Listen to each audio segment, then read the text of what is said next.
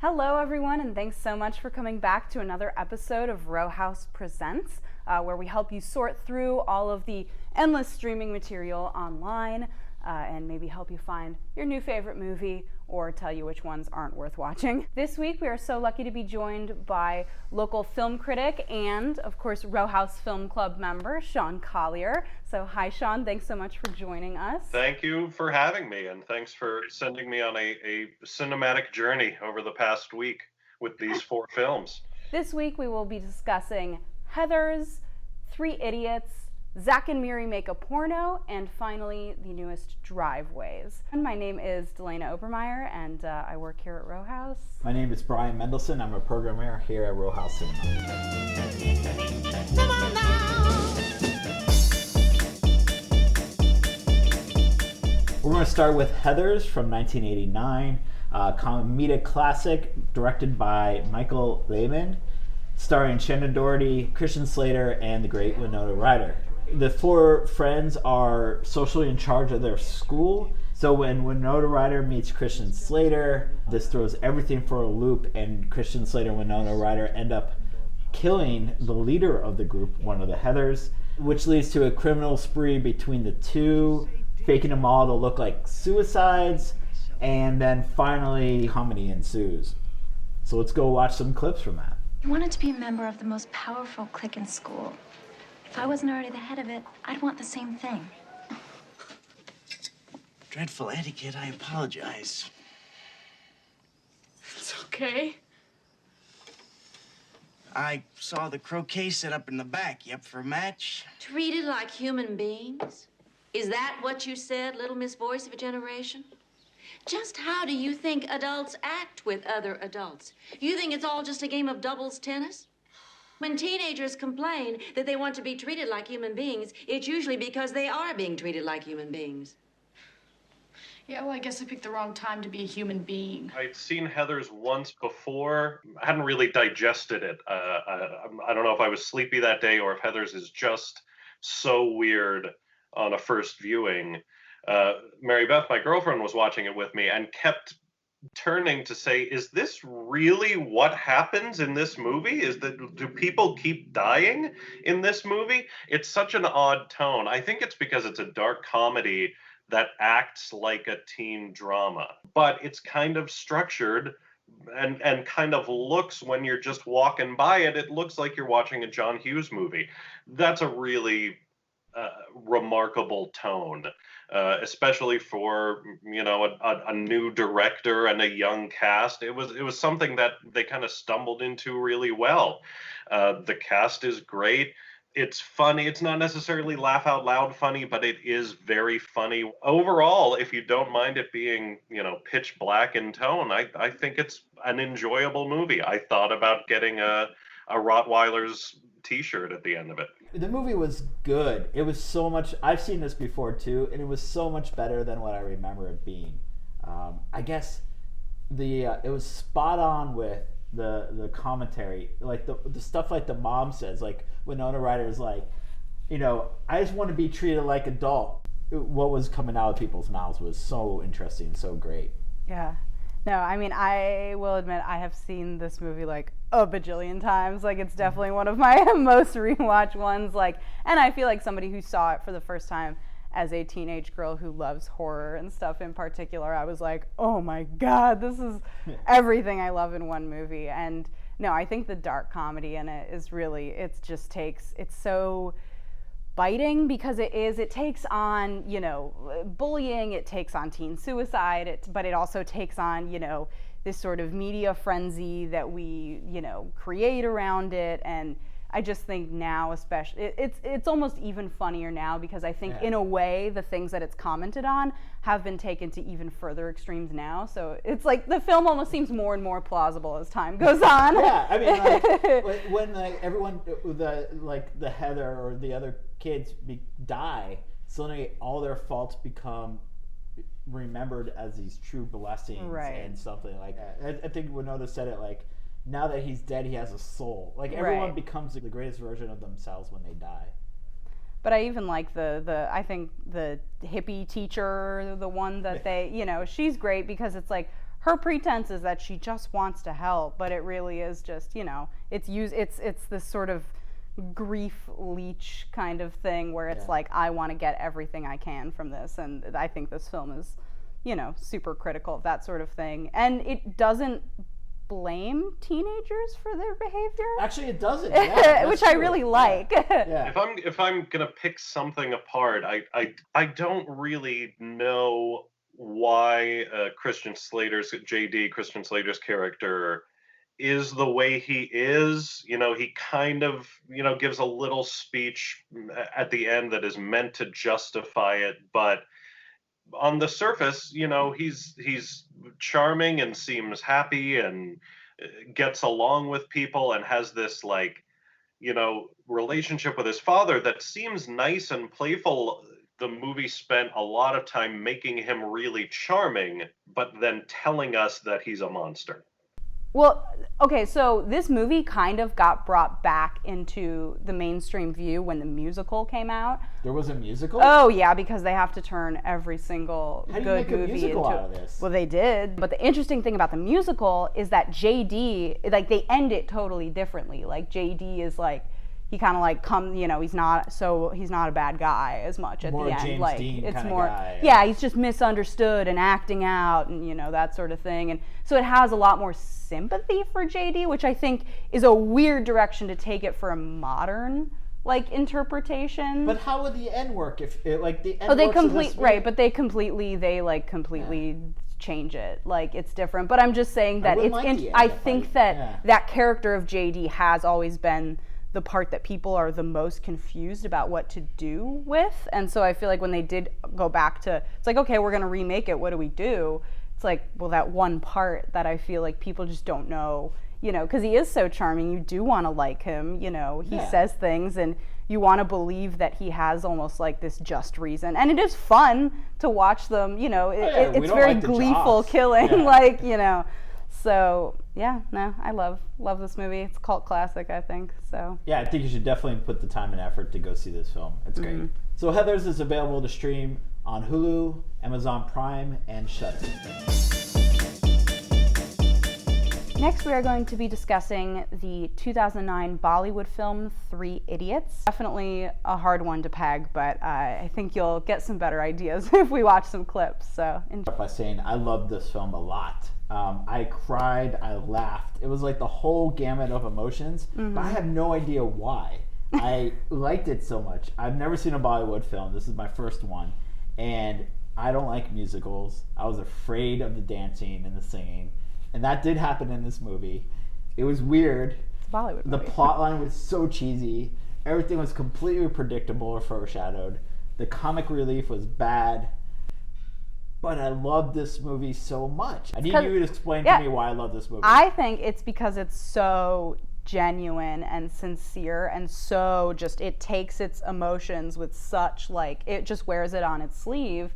And because it's not afraid of that, and it's so genuine. The script and the movie itself? And I just mean everybody's crying all the time, everybody's laughing all the time, it's just so exuberant in so many ways that I feel like it's impossible to not be infected by that sort of thing. The film is clearly not trying to be realistic, so I think to expect a sort of realistic performance would actually make the film fall flat, and it's because all the characters rise to the occasion of the film, I think, or all the actors rise to sort of the height of the film that they're all in, so I'm all in, it's I really think, it's just infectious. No, I absolutely agree. And I also have not seen too many again, only a handful of Bollywood movies. But what jumps out to me in the few that I've seen, and was especially true in 3 Idiots, it has an almost golden age of Hollywood approach to trying to provide every conceivable way of entertaining you in the course of the long evening you're spending watching this movie. There's, if you ask me if the comedy in 3 Idiots is really funny, no, it's not really laugh out loud, memorable comedic set pieces. And if you ask me if the dramatic plot is really great, no, it's kind of cliched. but because they're throwing everything at you, it's just this overall captivating experience. So you don't even feel like you're watching a 2-hour, 45-minute movie. More. Yeah. I was right. I could have, normally I want 20 minutes out. I Right. wanted 20 more minutes. But it's almost like it's presented in this almost episodic way where like once one problem is fixed and wrapped up, sort of another one comes up and then they go to it, but each one is sort of approached with a different, genre almost. It changes so quickly and so often that you couldn't get bored if you tried, I think. It even tries to address like suicide in Yeah. a very thoughtful, interesting way. And I read somewhere that it was such a hit that it had an impact on how people feel about higher education in India, that it was so widely seen and so influential. Again, this comedy that there were some changing attitudes that came out of the love of Three Idiots. The song that her and Rancho do is like definitely one of my favorite fantastic. parts of the entire film. Which song was that one? It was the I try to block the songs out. but- Why? Oh my god. musicals. No. What I would say, hate like musicals. to your question, how do you sell this? It's a nice comedy/melodrama about friendship. You have to watch it for Kareena Kapoor, and you have to watch it for these infectious songs, because a couple of them were in my head for a week, and I'm glad they were there. Do you recommend this film? Oh, absolutely. I would recommend. I think right now is the what else do you have to do? Sit inside and watch a 3-hour movie. This is the perfect 3-hour movie. You were saying you couldn't do 3 hours of The Irishman, so this is, This is a million times better than The Irishman in That's a every way. complicated sentence, but I'm not even going to unpack that right Yeah. now. But and if you would like to check out Three Idiots, you can see it on Netflix or Amazon Prime. Zack and Miri Make a Porno is the 2008 comedy by Kevin Smith, stars Seth Rogen and Elizabeth Banks, set and filmed in Pittsburgh. Zack and Miri are struggling minimum wage workers in Monroeville that are out of ideas for making money and desperate to keep the lights on. They decide that they are going to make a porno movie to sell to their former classmates, figuring anyone would want to see people they went to high school with have sex. This being a romantic comedy at heart, it becomes a will they, won't they about our stars, Zack and Miri. Here are some clips. So why don't they just shoot you with a puck? What do you mean? I mean, what does paintball got to do with hockey? Nothing, I guess. So ain't no prizes or... No.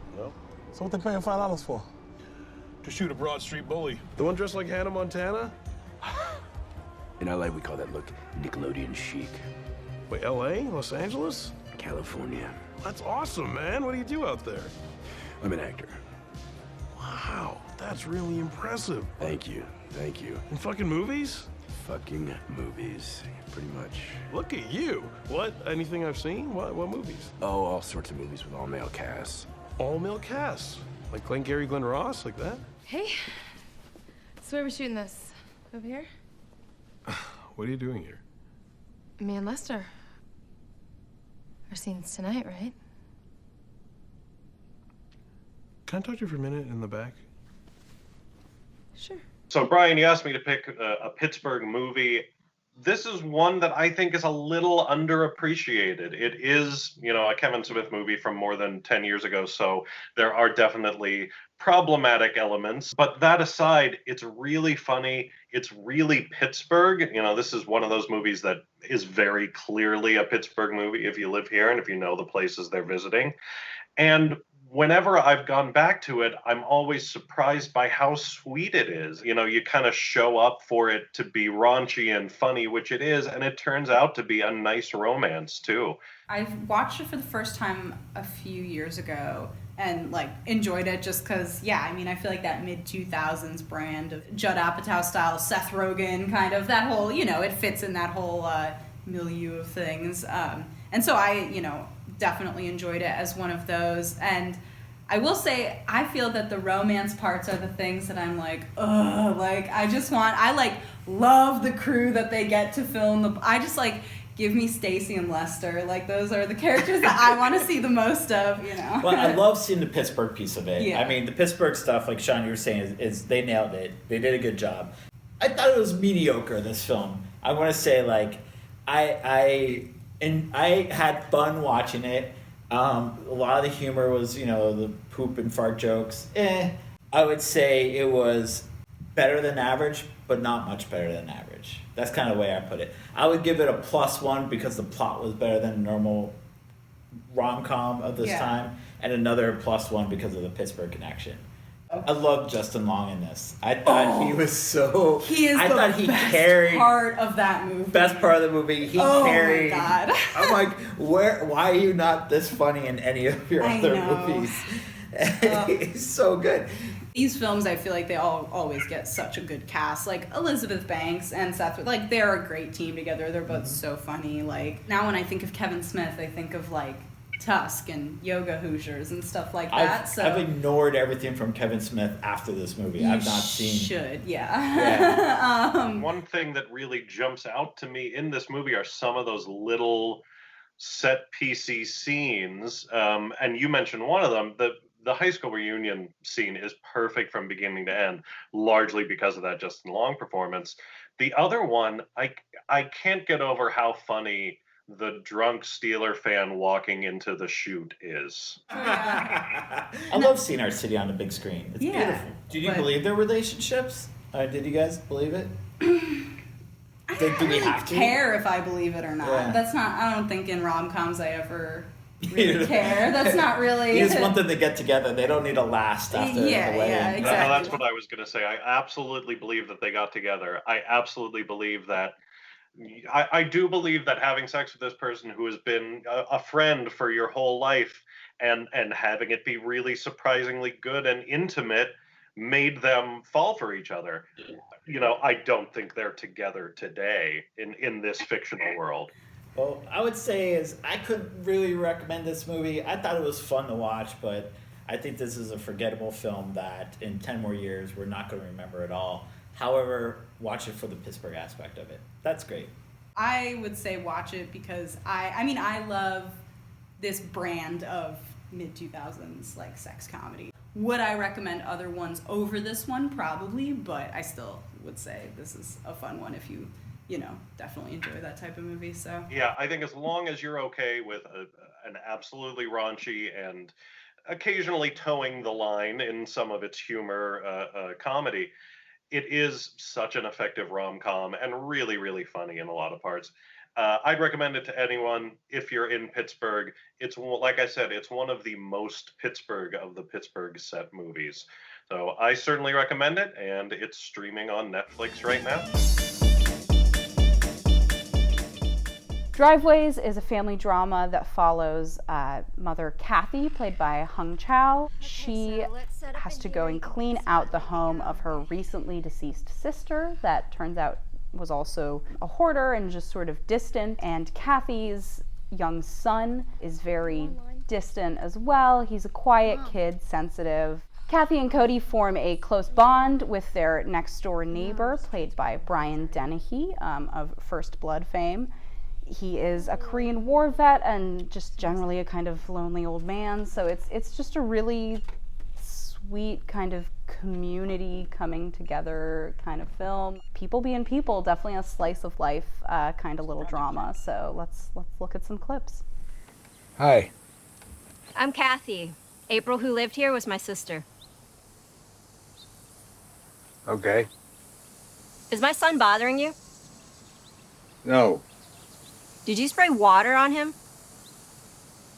No.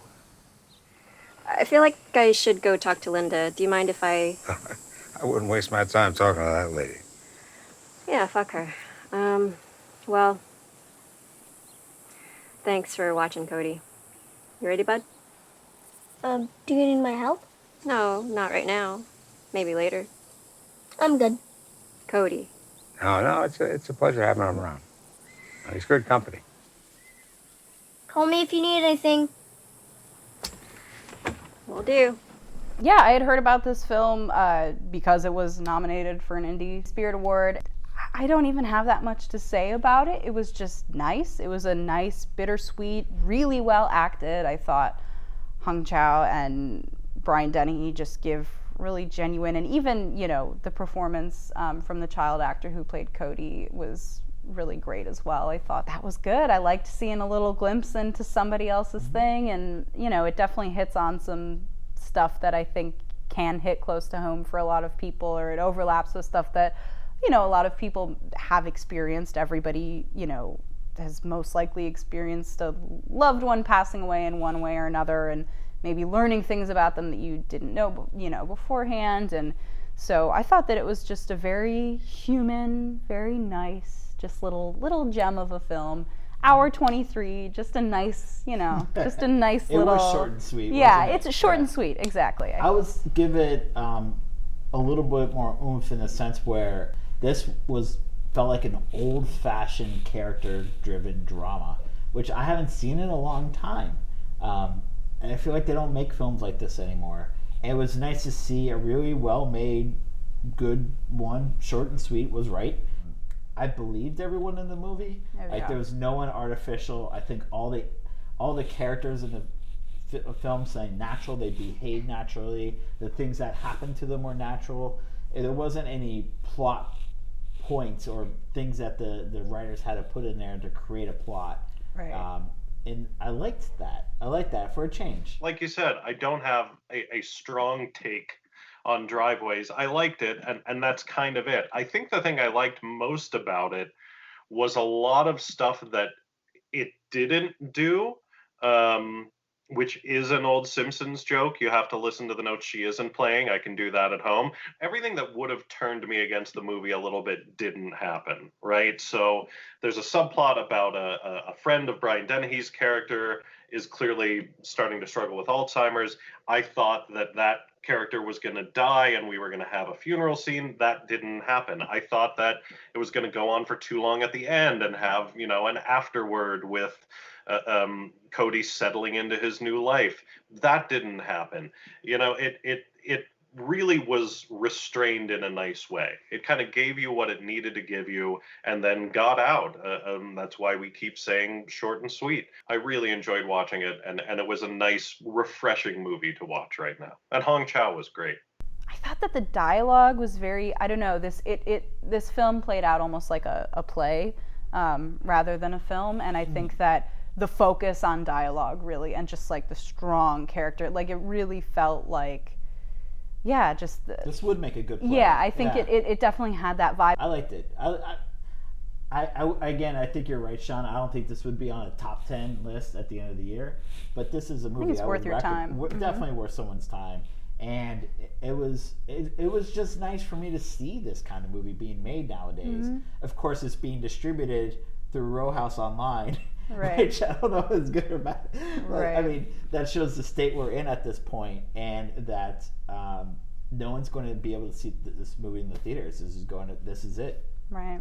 Which is kind of sad. You know, kind of quiet, interesting, independent movie has nowhere to go right now. It's exactly the kind of movie I would want to see if I paid $10 to something like Row House Online. So, but I think it's a great fit for the virtual cinema services. Thanks for watching Row House Presents. Thank you, Sean Collier, for being our special guest today. And thanks, Elena, and thank you. Please leave your comments and suggestions below. Any Bollywood suggestions would be great for me personally, as well as the rest of the audience. And see you next week.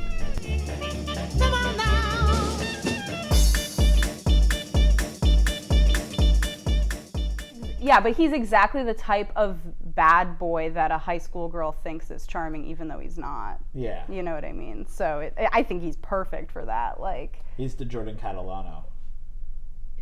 Jordan Catalano? You don't know who Jordan Catalano is? What is that about?